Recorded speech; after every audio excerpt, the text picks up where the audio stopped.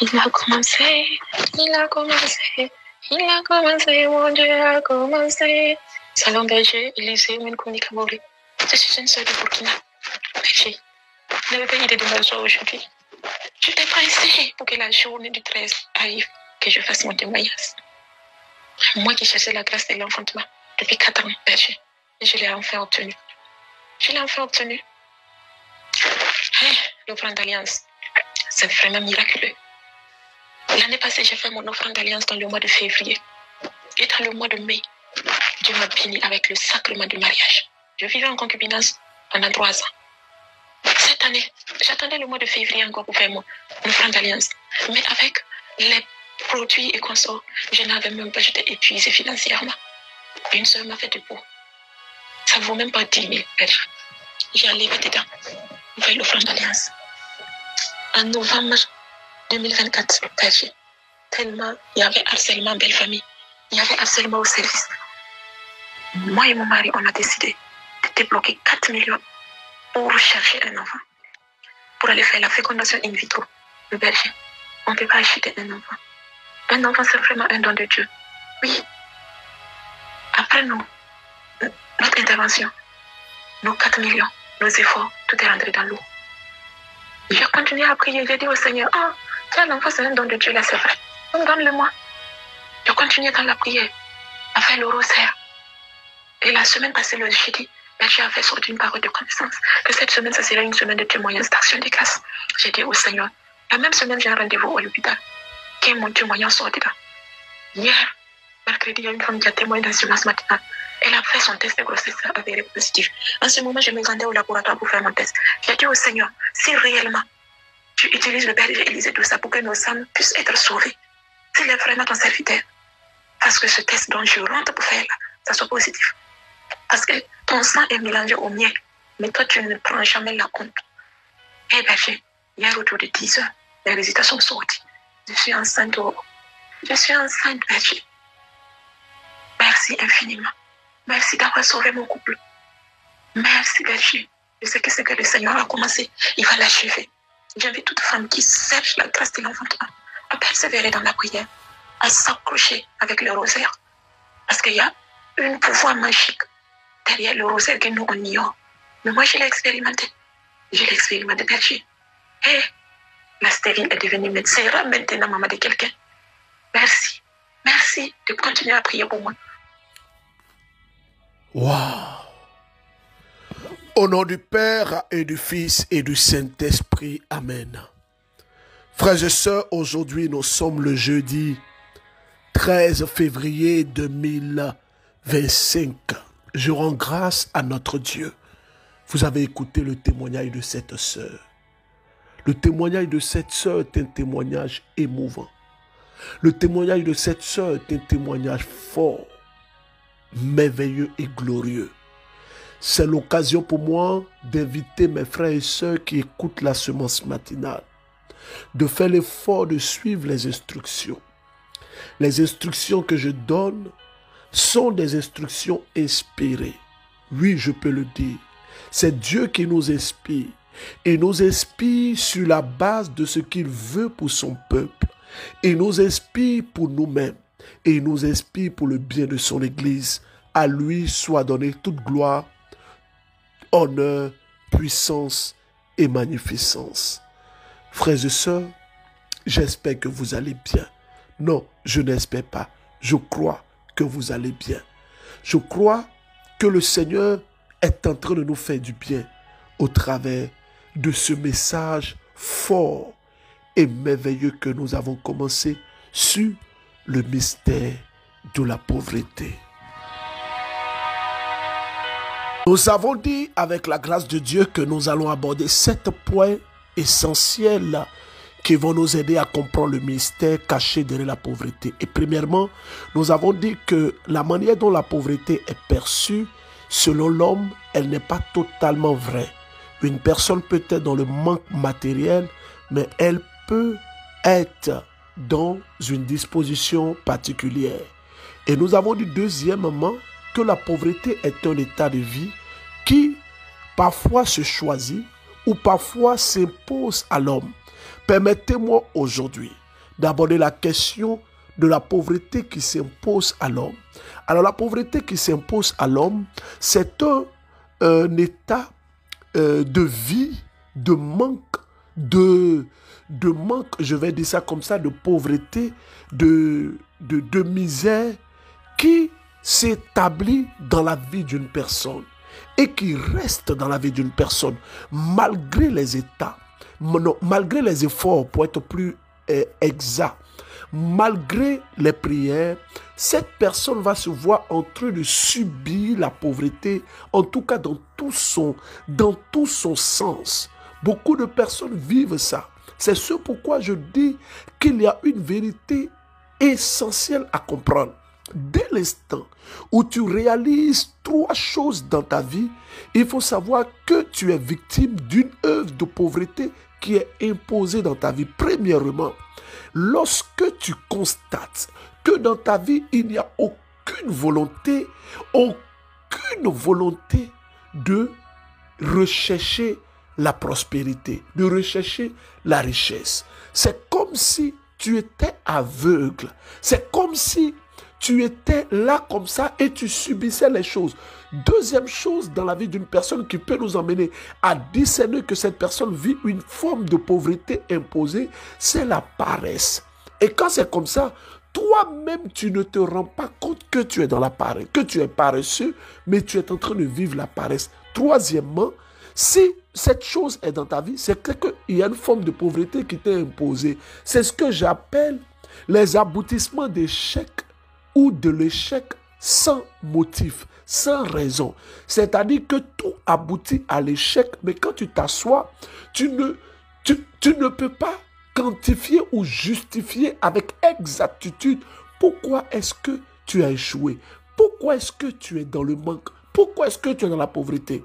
Pendant que je parle, le Saint-Esprit me donne 2 autres points que je vais ajouter sur les 3 premiers points que je viens de donner, qui vont nous aider justement à comprendre les formes de pauvreté qui sont imposées à des personnes. C'est ce que j'appelle la pauvreté issue de la lignée. Il y a des pauvretés qui sont rattachées à notre lignée. Et quand c'est comme ça, tant que vous ne vous levez pas, tant que vous ne vous battez pas, vous allez subir la loi de la lignée qui va faire que malgré vos efforts, malgré les connexions, les opportunités et tout, vous allez vous voir en train de subir la pauvreté. Mais je prie que Dieu te sorte de cette forme de pauvreté qui t'est imposée.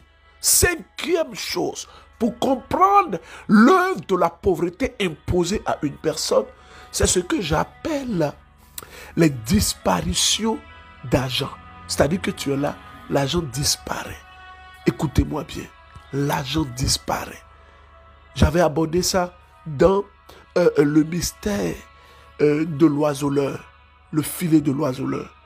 C'est-à-dire que tu es là, excusez-moi, tu es là et l'argent disparaît. L'argent disparaît. L'argent se perd. L'argent s'évapore. Parfois, l'un des signes, c'est que parfois même l'argent ne se perd pas, mais tu ne sais pas où tu as mis. C'est-à-dire que tu es là, tu cherches l'argent, tu ne sais pas où tu as mis. Et je veux dire que parfois même, tu peux même perdre de l'argent en banque. Ça, je l'ai vu. Des gens qui ont mis leur argent en banque. Et je vais dire mystérieusement, l'argent est parti. J'ai vu des gens qui ont gardé l'argent dans des coffres. Et mystérieusement, l'argent est parti. Alors, je viens de terminer le point 2 en ce qui concerne les 7 points des œuvres sur le mystère de la pauvreté. Premièrement, j'ai dit que la pauvreté telle perçue par l'homme n'est pas toujours vraie.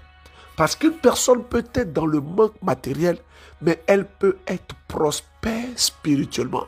Elle peut être bénie spirituellement.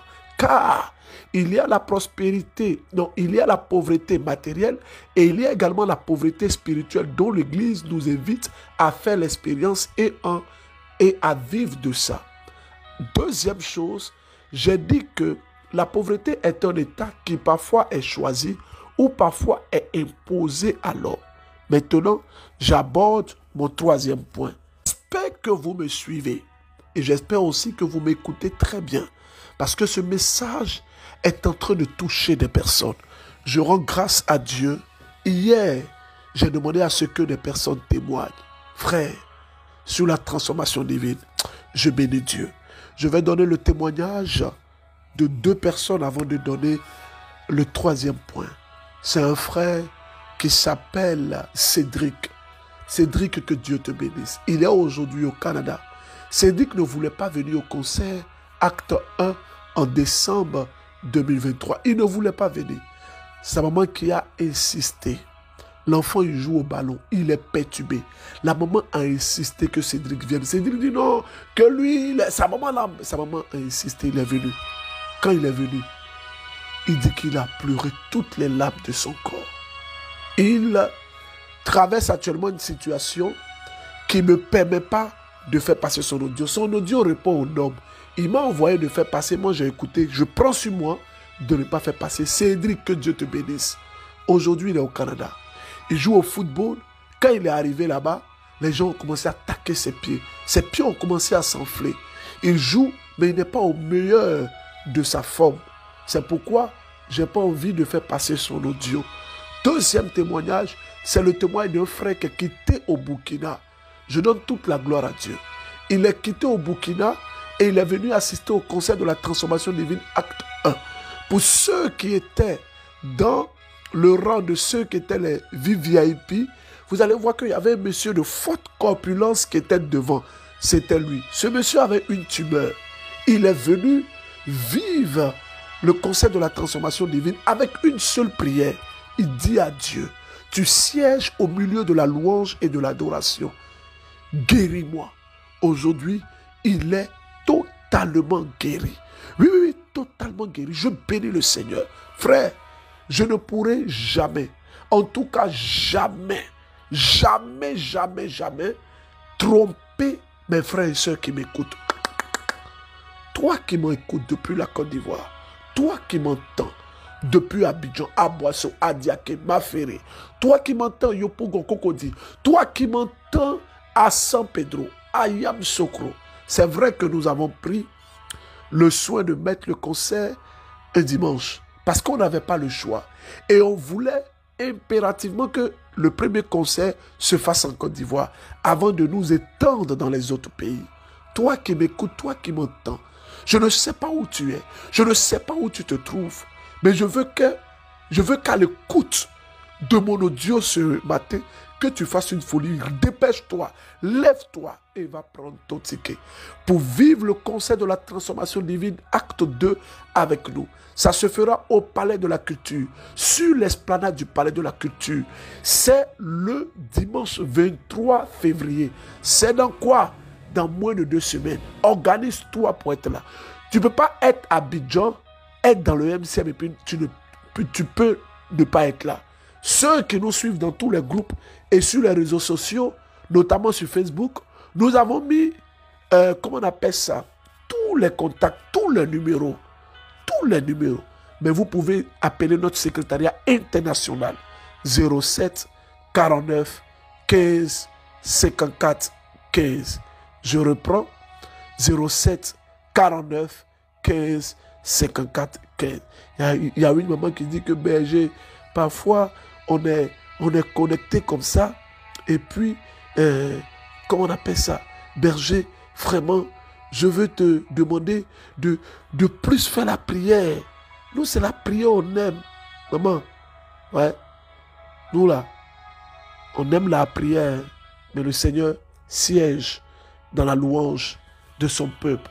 Le Seigneur siège dans la prédication. Écoutons ce témoignage. Une personne qui a été guérie de la drépanocytose. La maman dit qu'elle ne comprend pas bien le français. Maman, parle ton français là comme ça. Nous là même, on ne comprend pas bien aussi. Bonsoir, Père Élisée, tout ça. Bonsoir la famille MCM. Je suis une sœur béninoise, je vis au Bénin. J'ai commencé à écouter la semence matinale depuis septembre 2024 par le biais d'une maman à moi. Je veux rendre témoignage pour les merveilles que Dieu a fait dans ma vie. Je vis une situation vraiment accablante. Rien ne va, mais j'ai toujours confiance en Dieu. J'écoute la semence matinale, je prie avec la prière inspirée. J'ai une fille trépano. Elle tombe souvent malade. Mais avant la rentrée passée, j'ai prié, j'ai demandé à Dieu que Dieu guérisse ma fille. Que Dieu guérisse ma fille des douleurs qu'elle a, de sa maladie. Quand elle va au sport, c'est fini. Elle revient avec des douleurs. Maman, j'ai mal et c'est fini. On se retrouve à l'hôpital. J'ai des têtes au cou. Mais l'Éternel des amis m'a écouté cette année. Elle a guéri ma fille du drépano. Elle fait maintenant le sport chaque jour. Elle n'a plus jamais de crise. Je dis bien, elle n'a plus jamais de crise. Elle se porte à merveille maintenant. Elle aime tellement la chante Inès. Surtout la chanson Cette année, je serai devant là. C'est ça, elle écoute. Je viens rendre grâce à Dieu pour tous ces merveilles dans ma vie. Je sais que Dieu a commencé et il va achever dans ma vie. Ah, Shadabraso Dabababa. Maman, quand nous serons au Bénin, je ferai l'effort de ce que la chante Inès passe visiter votre fille. Parce qu'elle a aussi un charisme. Elle a aussi une grâce. C'est ça le MCM. Le MCM, ce n'est pas une affaire du berger. Non, c'est le berger seulement. C'est lui que Dieu utilise. Et c'est que vous attendez les autres points. Il n'y a pas de problème, on va donner ça. Mais permettez-moi d'aller en France parce que les gens de la France, là, se fâchent beaucoup. On dit non, berger, on a témoigné, c'est pas passé. Voilà. Il faut que vous puissiez témoigner. On écoute ce témoignage de ce frère et puis je commence à prêcher. Shalom, shalom, famille MCM. Je viens aujourd'hui rendre gloire à Dieu pour ses merveilles dans ma vie. Parce qu'il me témoigne encore une fois qu'il est dans la barque et que la barque ne chavira jamais. Au fait, je suis étudiant en France. C'est ma première année d'études en France. Et comme tout autre étudiant, vous savez, nous sommes confrontés à beaucoup de difficultés, notamment la recherche d'un job étudiant. Du coup, depuis mon arrivée sur le sol, je cherchais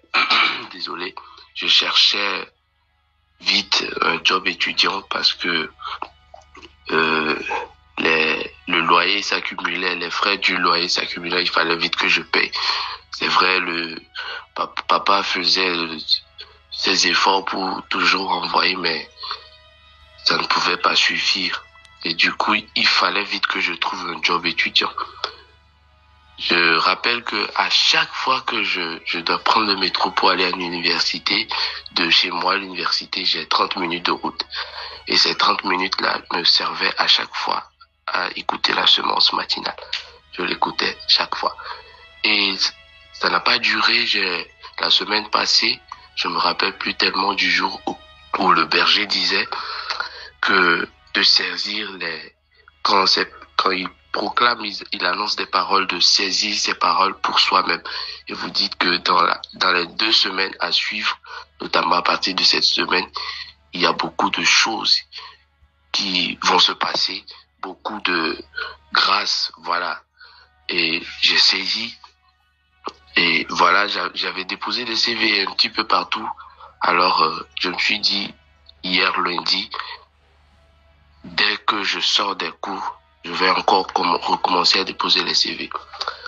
Alors, je suis descendu à l'arrêt de métro, avec mes CV, mes lettres de motivation, j'ai débuté. Voilà. Il y avait un restaurant que j'avais ciblé la fois passée. J'étais déjà passé dans le restaurant, j'ai déposé mon CV. Et voilà la formule qu'ils me disent à chaque fois que dès que le chef sera là, on lui transmettra. Voilà. Donc j'avais déjà déposé mon CV là. Mais en allant sur le chemin, quelque chose me dit de retourner encore. Mais je dis, pourquoi retourner? Puisque j'avais déjà laissé mon CV là-bas maintes fois. Mais ça me pousse, quelque chose me poussait d'aller toujours. Et je suis rentré encore, j'ai salué tout le monde, j'ai dit, est-ce qu'ils acceptaient, voilà, des contrats étudiants. Et il s'est fait que j'étais juste en face du gérant. Et le gérant me dit, mais monsieur, vous voulez travailler? Je dis, oui, bien sûr que je veux travailler, c'est pour ça que je suis là. Directement, il m'a mis de côté, il m'a fait l'entretien d'embauche tout de suite. Il a pris mes horaires de disponibilité, voilà, et tout. et il m'a donné son adresse mail de lui envoyer directement les documents personnels me concernant qui peuvent me permettre de travailler. Et vraiment, j'étais bouche bée parce que je ne m'y attendais pas du tout. Sur le champ, voilà ce que le Seigneur a fait pour moi et pour ma famille. Donc, je viens ce matin vraiment lui rendre toute la gloire. Ma venue ici sur le sol, c'est grâce à lui. C'est vraiment grâce à lui. Je vais prier pour toutes les personnes qui se trouvent sur des terres étrangères. Je prie pour vous, vous qui vous trouvez à l'étranger. Oh, je connais ce que c'est qu'être à l'étranger. Je connais ce que c'est qu'être à l'étranger. Je prie que Dieu vous ouvre des portes. Je prie qu'il vous ouvre des portes. Tu me suis depuis Montréal, Ottawa, Québec, depuis les régions et les zones du Canada. Que la grâce de Dieu te touche. Depuis le Cameroun, tu es étranger. Depuis le Congo, le Gabon, le Mali, depuis le Sénégal, la Côte d'Ivoire, depuis la France, depuis les États-Unis, en Russie, peu importe où tu es un Africain, tu es un Haïtien, tu es un Martiniquais, tu nous suis, tu es une sœur, tu te retrouves sur une terre étrangère, peut-être que tu n'as pas les papiers, peut-être que tu es obligé de travailler dur parce que tu veux t'en sortir. Ce matin, je prie pour toi. Je prie également pour toutes ces personnes misérables qui sont, excusez-moi du thème, qui sont abusées. Je prie que la grâce de Dieu vous touche. Je prie que la main de Dieu vous touche. Si vous êtes dans une terre étrangère, que Dieu, le Tout-Puissant que nous prions, le Fils de Dieu le Père Jésus-Christ, vous fasse grâce, qu'il vous ouvre des portes. Et je vois que cette année 2025 est une année de consolation. Je ne sais pas à qui je parle, mais il y a quelqu'un qui a besoin d'entendre cette parole. Le Seigneur veut guérir ton cœur. Regarde, tu es en Côte d'Ivoire. Tu as déjà acheté un ticket. Mais le Seigneur, c'est comme si le Seigneur veut t'utiliser pour guérir le cœur de plusieurs personnes. Quand vous allez venir à ce concert, je vous demande pardon, je vous supplie, ne venez pas vous amuser, ne venez pas faire des selfies, ne venez pas forcément faire des vidéos, mais venez célébrer Dieu. Venez célébrer Dieu. Oh, Shadabra Soda Bakandene Bosho, no. Soda Kende Bashoda, da. Toi qui m'écoutes, toi qui me suis, les portes sont fermées. Tu vis des situations de blocage et de misère. C'est à toi que je parle. Tu es au Togo. Tout est bloqué pour toi. Mon nom est Élisée Dossa. Je vois que demain, une porte va s'ouvrir pour toi. Je dis qu'une porte va s'ouvrir pour toi. Pendant que tu écoutes la semence matinale, ouvre ton mail et tu vas voir une très bonne nouvelle. Je ne te connais pas. Tu me suis depuis le Burkina Faso. Tu souffres des douleurs de hanches. Tu souffres des douleurs de bas-ventre. Tu es un homme. Tu souffres. Tu souffres de la sciatique. Je ne te connais pas. Je ne vois pas le pays dans lequel tu es. Mais le Seigneur est en train de te toucher. Il est en train de te toucher. Je casse les chaînes maintenant au nom de Jésus-Christ de Nazareth. Maroc, préparez-vous. Nous allons mettre en place le MCM Maroc. J'invite toutes les personnes qui nous suivent maintenant, pendant que je suis en train de parler, depuis le Maroc, de nous contacter. Parce que nous avons également décidé de venir vers vous. Mais vous devez nous contacter où? Je vous invite à nous contacter sur ce numéro. Plus 225 07 47 05 97 44. Je reprends 07 47 05 97 44. Contactez-nous, dites simplement bonjour, je suis au Maroc. Nous allons vérifier et nous allons vous ajouter dans le groupe MCM du Maroc. N'oubliez pas, notre film sort aujourd'hui à 18 h. Goumen Gospel. C'est un film qui parle du discernement dans la vie et qui parle également des forces occultes, qui parle également du mariage. Je suis sûr que quand vous allez goûter ce film, vous allez venir me donner des messages. Vous allez venir me dire, berger, voilà, voici ce que le Seigneur a fait. Korabasoda brasoda, laila shada brasoda katele basha, lebo sontolo bracha. Je n'ai pas oublié. Troisième chose, en ce qui concerne le mystère de la pauvreté. La troisième chose que nous devons comprendre derrière le mystère de la pauvreté, c'est que la pauvreté est une étape de purification et est une étape d'éducation. Quand je dis que la pauvreté est une étape de purification, c'est que la pauvreté peut être utilisée par Dieu pour purifier une personne ou pour préparer une personne à une gloire et à une manifestation divine. C'est pourquoi ne faites jamais l'erreur, s'il vous plaît, dans votre vie, de minimiser des personnes qui passent par des situations de pauvreté. Non, vous ne savez pas de quoi demain sera fait. Ne faites jamais l'erreur de négliger, de minimiser, d'insulter, de rabaisser une personne parce que peut-être cette personne passe par une situation que vous ne connaissez pas, par une situation que vous ignorez. Quelqu'un disait 6 peut devenir 9, 9 peut devenir 6. Quelqu'un disait également, vous ne savez pas de quoi sera fait demain. C'est pourquoi soyez humble dans vos propos, soyez modeste dans votre approche. Vous êtes quelque part, vous ne connaissez pas les gens, approchez-les avec respect. Approchez-les, saluez-les, honorez-les. Si vous avez l'occasion, dites à ces personnes combien de fois est-ce qu'elles sont importantes pour vous. Car dans la vie, quelqu'un disait, c'est l'homme qui fait l'homme. Dans la vie où nous sommes, ne jugez jamais une personne par son état de misère et de pauvreté. Ne faites jamais ça. Peu importe votre statut, votre situation. Oh, j'ai vu un homme. Je suis allé prier pour un homme. Un homme qui vivait, oh, je ne sais même pas si je dois dire le nom du quartier. Il vivait à Béago. Béago, c'est Yopougon. Yopougon, derrière le palais de justice. Il y a un quartier là-bas qu'on appelle Béago. J'ai été prié pour ce monsieur.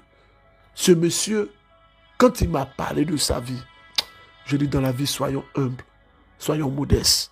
Un homme riche, très riche, qui a tout perdu, qui se retrouve aujourd'hui malade, abandonné par sa femme, ses enfants. Et il me dit qu'il était très orgueilleux. Frères et sœurs, je vous demande pardon.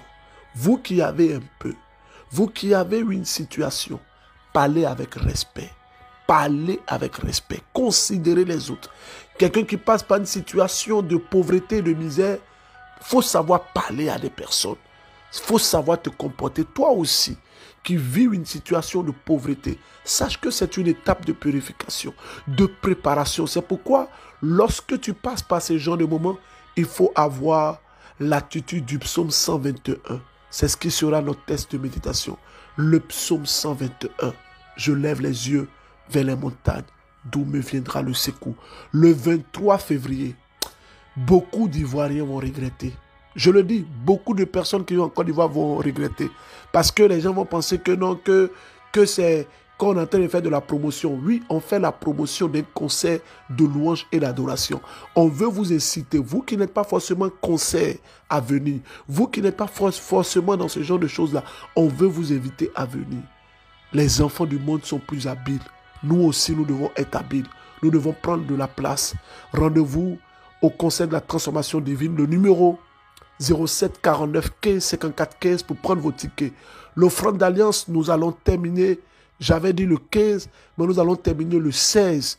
Toutes les personnes qui souhaiteraient déposer leur offrande d'alliance à nos différents lieux de prière, Espace Sainte-Faustine, vous pourrez venir, vous déposer vos offrandes dans une enveloppe suivie de vos intentions. Ceux qui ont fait par Orange Money, RIA, Western Union, vous accompagnent de vos intentions à nos différents numéros. Il n'y a pas de problème.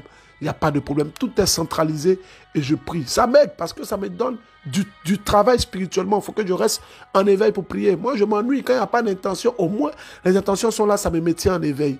Je rends grâce et je bénis Dieu. Toi qui m'écoutes, toi qui m'entends, ce dimanche, dans toutes nos représentations, ça sera action de grâce. Ça sera action de grâce. Ça sera action de grâce. Bassam, ça va se casser. Aïe, aïe, aïe, aïe, aïe, aïe, aïe, aïe, aïe, aïe, aïe. Frère, je n'avais pas envie de vous laisser, mais il est l'heure. Test de méditation, le psaume 121. Et je vais poser une question, s'il vous plaît. Quand on dit une montagne, la montagne représente quoi dans le spirituel? C'est question, hein? S'il te plaît, mets sans statut. Sémence matinale. Que représente la montagne dans le langage spirituel? Pardon, faut mettre ça. Il y a des gens qui sont tellement arrivés, des membres de mon ministère, des responsables, des chargés sont tellement arrivés quand je donne les instructions. Ils écoutent Sémence matinale, mais ils ne font pas ça. Faites, s'il vous plaît. Nous, on n'a pas de temps. On veut gagner le monde à Jésus.